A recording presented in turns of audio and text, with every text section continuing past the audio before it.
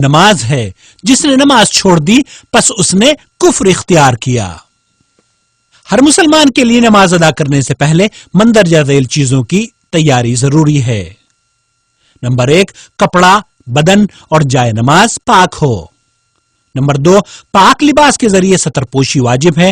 مرد کا ستر ناف سے گھٹنوں تک اور عورت کا پورا جسم ستر ہے، مگر محرم کے سامنے چہرہ اور ہتھیلیاں کھلی رکھ کر نماز ادا کر سکتی ہے۔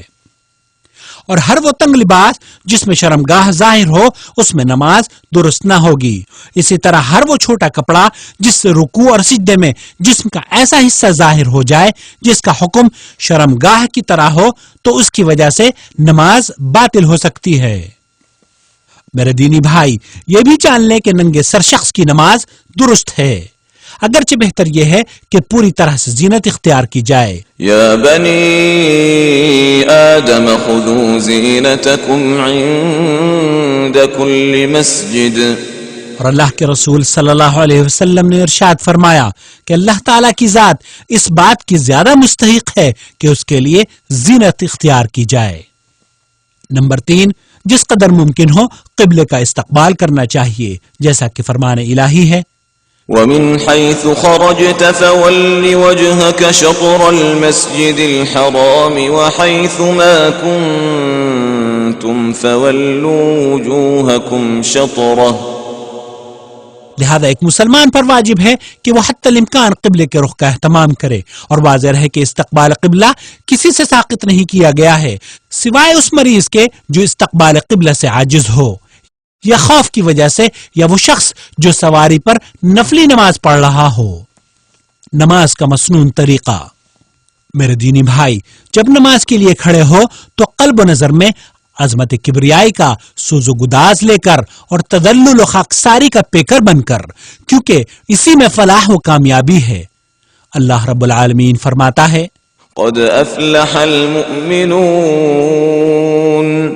الذين هم في صلاتهم خاشعون۔ ہر عمل کی نیت ضروری ہے، اور نیت کا مقام دل ہے۔ زبان سے نیت کرنی درست نہیں بلکہ یہ بدعت ہے، کیونکہ اللہ کے رسول صلی اللہ علیہ وسلم اپنی نماز کے ابتدا میں دونوں ہاتھوں کو اٹھا کر اللہ اکبر کہتے۔ تکبیر اولا کے ساتھ رفع یدین کرتے وقت ہاتھوں کو کندھے یا کانوں تک اٹھانا چاہیے، کیونکہ اللہ کے رسول صلی اللہ علیہ وسلم کی یہی سنت ہے۔ اور جو روایتیں اس کے برخلاف ہیں یا تو وہ سخت ضعیف ہیں یا ان کی کوئی اصل نہیں۔ واضح ہے کہ کانوں کی لو چھونے کی بھی کوئی اصل نہیں۔ اور یہ بھی جان لیجئے کہ نماز میں رفع یدین 4 مقامات پر کرنا سنت سے ثابت ہے۔ نمبر 1، تکبیر تحریمہ کے وقت۔ نمبر 2، رکوع میں جاتے وقت۔ نمبر 3، رکوع سے سر اٹھاتے وقت۔ اور نمبر 4، تیسری رکعت کی ابتدا میں یعنی تشہد سے کھڑے ہو کر۔ پھر اپنے دائیں ہاتھ سے بائیں ہاتھ کی کلائی پکڑ کر دونوں ہاتھ سینے پر باندھ لینے چاہیے، مگر زیر ناف یا ناف کے اوپر ہاتھ باندھنے والی ساری روایتیں حد درجہ ضعیف ہیں، جن پر عمل کرنا درست نہیں۔ اور اسی طرح دونوں ہاتھوں کو کھلا چھوڑ دینے کی بھی کوئی اصل شریعت میں نہیں ملتی۔